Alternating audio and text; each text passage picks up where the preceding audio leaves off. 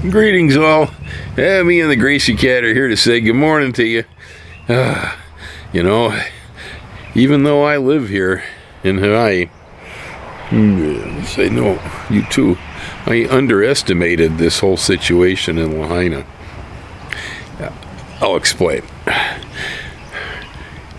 Usually here on the Big Island, when we have some sort of a disaster, now we do have brush fires, they happen, although most of them tend to happen where there isn't a lot of population.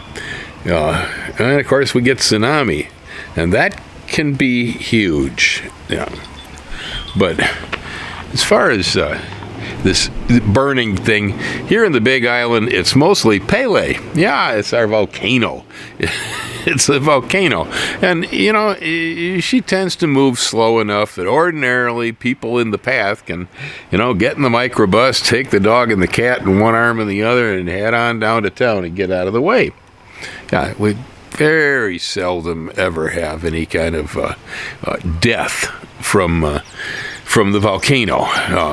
When it does happen and people get severely injured, it's usually because they went back in after the fact, trying to find their house or something, and then fall into a puka. You know, that happens. Or they just get too close to wanting to observe that lava, you know, or something. But we don't get a lot of death. And so when they were talking about this fire moving through Lahaina, it didn't connect. The speed is the problem. The speed. Now, see, Lahaina is a desert community. We don't usually refer to Hawaii as being desert, but I believe it's under 14 inches of rain per year on an average basis. It's like, I don't know, 13.95 or something on that order is the standard rainfall in Lahaina. Now, that is very little. That's less rainfall than a lot of California gets. The Bay Area, Fremont, got 16 inches of rain, and it was dry. Now, Lahaina is warmer in general than, say, Fremont was. Most of the time, anyway, it is. Fremont can get downright cool sometimes. But, well, on top of the fact that they don't get much rain anyway, now Hawaii's been in a drought. This whole global warming thing, and the ocean's getting hotter and that, and our trade wind's broken down, and they need a good trade wind to get any kind of rain into where Lahaina was located. Yeah. It has to actually blow over the top and then come in over Haleakala. So they were tinder dry ordinarily, and they were super dry because of a drought. Well, then, of course, Hurricane Dora came swinging by, and I don't know the exact wind speed at Lahaina, but I know they were picking up 50 to 60 mile an hour winds in places when that storm went through. And so there you go. I totally underestimated the speed that this fire swept through that town. Yeah, we're talking almost Pompeii-like conditions. That was a pyroclastic flow from a volcano, and Haleakala is pretty much asleep. I don't think we're going to be worrying about that much. But just like in Pompeii, where people ran into the harbors, you know, and died, it happened at Lahaina too. People were, you know, jumping into the harbors. There were boats burning around them and stuff, trying to survive. The dogs and the cats couldn't get out of the way. It moved so fast. Most of the houses were wood frame and dry, just like that, man. It's like gasoline, and the town just went up. I didn't really fully embrace this. So far, they have 93 people they found that were dead that couldn't get out of the way of the flames. They're working with cadaver dogs today. Now, they have sectioned off parts of the town, and they're letting people into some areas that have been checked and so on to, you know, see if they can find their possessions or whatever. But there are other areas where nobody's gotten into yet, and they are not letting you in there.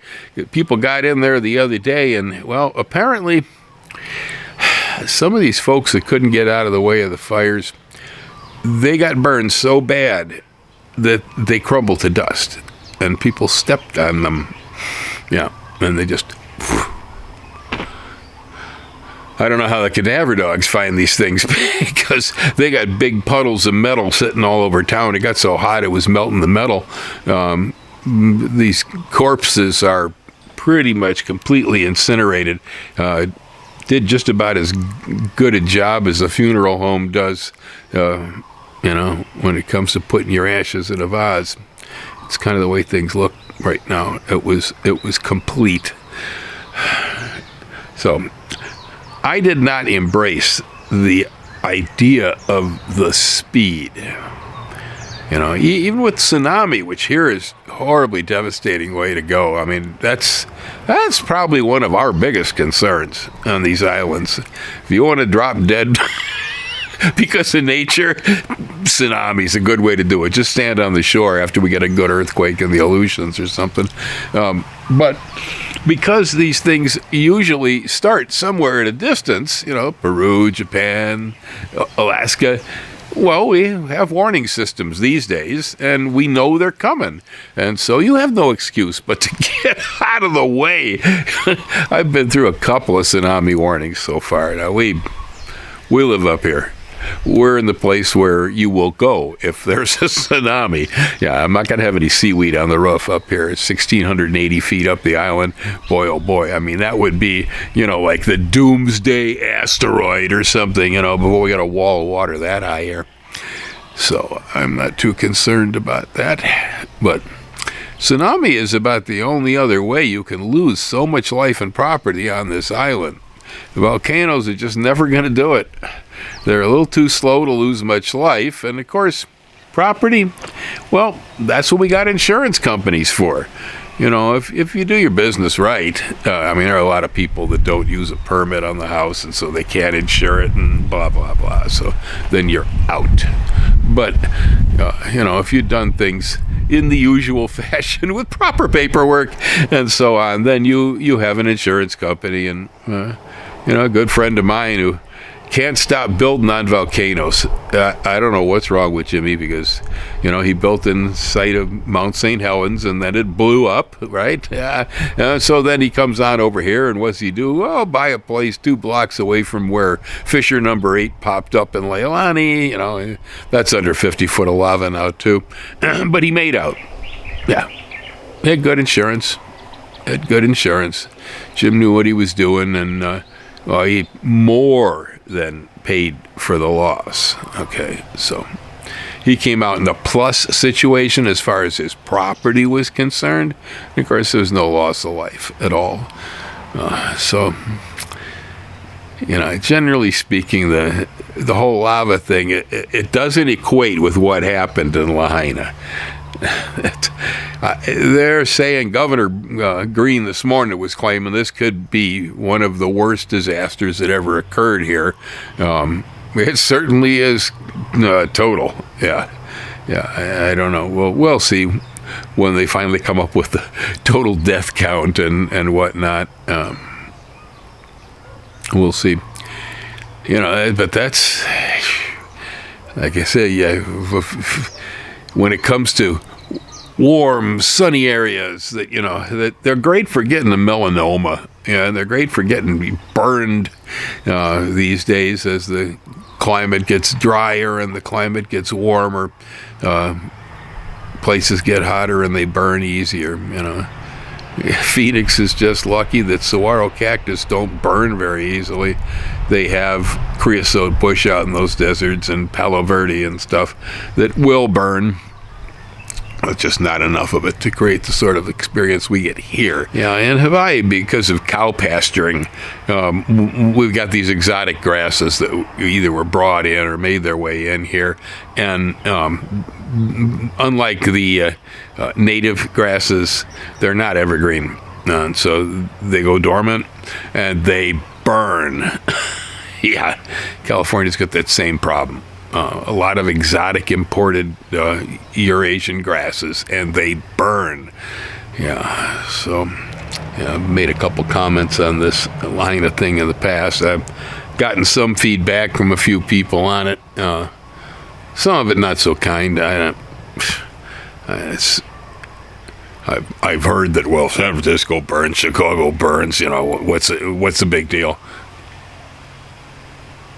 It's a big deal. It's the worst fire we've ever had here in the state of Hawaii. It's not important. I guess people these days, you get so isolated from things via the internet. It's like it isn't even really happening or something. I don't know. And so they lose their compassion. They just, well, all I can say is it's a horror, and people can use your good thoughts over here. If you got nothing good to say about this one in the comments, don't bother. Seriously. You go grind your axes someplace else. Go find a video I did about pruning plum trees or something and put the comments on there. Leave the poor people in Lahaina alone. Alrighty. Hang loose, folks.